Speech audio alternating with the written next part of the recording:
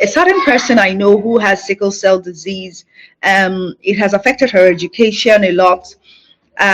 So most times she has to be home or in hospital. I even lost a classmate to sickle cell disease. She was my classmate in secondary school. So this particular lady that I'm talking about, we're told, I don't know if it's a rumor or does that really happen, that their blood is drained, or and then they have to keep transfusing blood. So it's like refilling her blood each time. So they spend a lot of money. These people who are already affected, these families who have to bear this huge burden, is it possible for them to access fund to be able to continue to do this? And does it happen all lifelong? I know there are lots of hematologists in Nigeria. So find yourself a hematologist, find yourself a primary doctor, and follow them very frequently. These things, prevention is always better than cure. You're spending lots of money on treatment when you can just spend even less on prevention.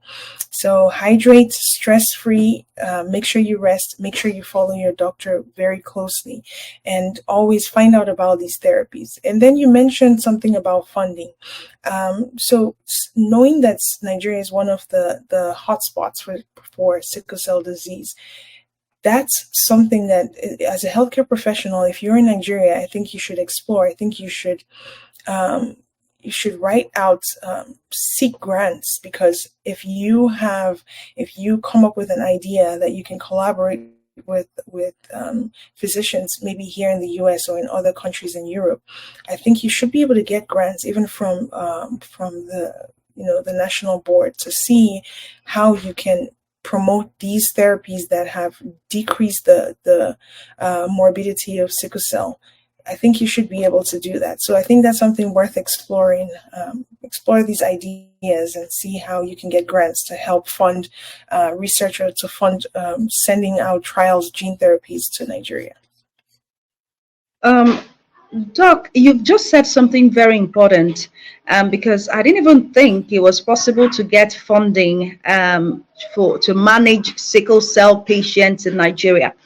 So can you walk us through certain things that our doctors, our specialists who already have maybe their friends, colleagues there, someone like, okay, Dr. Stephanie Ogbonda is in the US. So a doctor here who is listening now would want to understand the step-by-step process towards getting such grants to help their patients back home. So can you walk us through what can be done in that regard, and certain places they can look, what they can check out on the internet, so they will be well guided in that regard?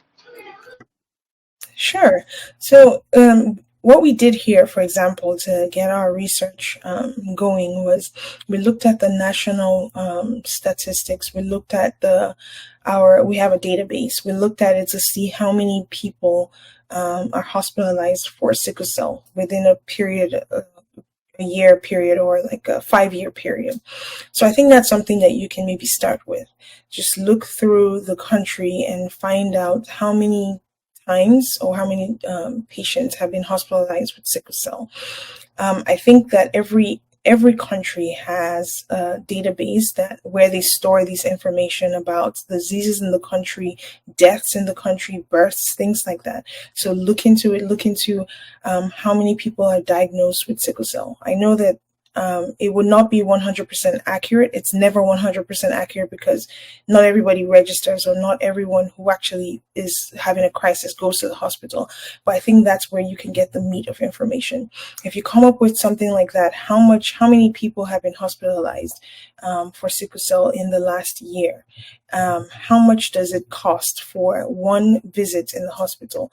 You can calculate how much it costs, how much does it, do you pay for the drugs that you need for pain, for IV infusion, things like that? How much is a typical hospital stay in Nigeria? You can come up with a math around a rough figure of what it'll take every time a patient has a crisis and they need to be in the hospital for 1 day to 1 week. How much are they costing the economy? If you can come up with that kind of figure and see that maybe collaborating with an organization, maybe here in the US, for example, to bring over therapies that can reduce this hospitalization will save X amount of money. It's all about saving money. One, it's all about preventing these hospitalizations too, right? So if I tell you that if you provide us with this amount of money and we can bring over these drugs and spread it as far and wide as we can throughout the nation, then we're going to save the government maybe 5 billion naira.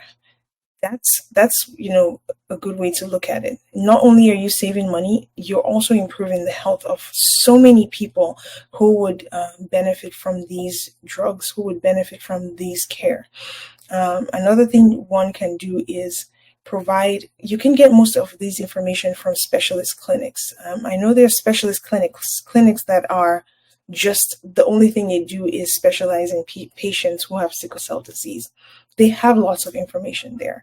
So go talk to them, go collaborate with physicians there, find out where are you guys now in terms of advancement of therapy? What therapies do you provide for your patients?